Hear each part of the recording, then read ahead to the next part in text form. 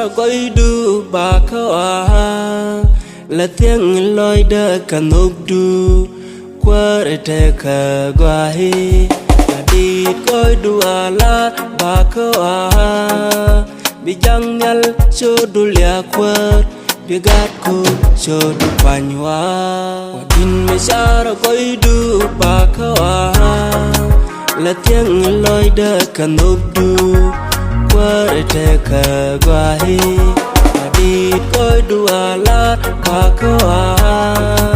Gatjang nhial ciötdu liak bi gaatku ciötdu puany kene luth kom kuäradu kuärä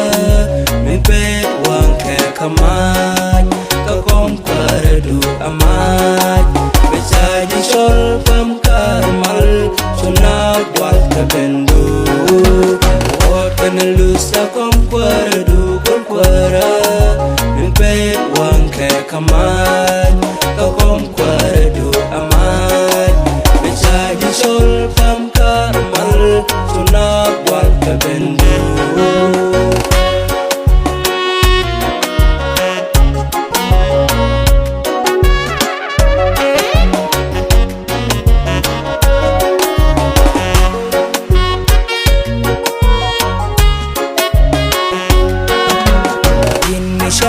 nhökdu min nyuoth la jëkä ɛjin waraput ciötdu min kel sop karmal Guädi baji liagatin yewa baji pallatin sisa kuär bijangku ciötdu puany Guädin nhökdu min nyuoth la jëkä ɛjin waraput ciötdu min kel sop karmal Guädi baji liagatin yewa baji pallatin sisa kuär bijangku ciötdu puany kene luth kom kuäradu kuärä min pe wäŋke kamaj ka kom kuäradu amaj bejaji sol pam karmal sunag wal ka bendu kene luth kom kuäradu kuärä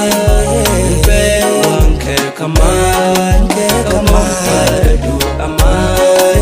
bejaji sol pam karmal sunag wal ka bendu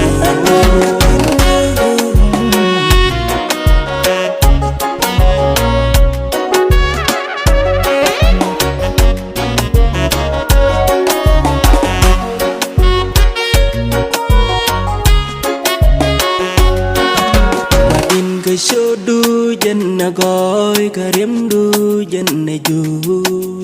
baji liak cho nhokdu linh đô teka Guädi baji liak cả nhokdu bile betal alar ciötdu puany kuärä an ba dong min nhokdu Guädin ciötdu dân gọi cả du dân du baji liak cho nhokdu linh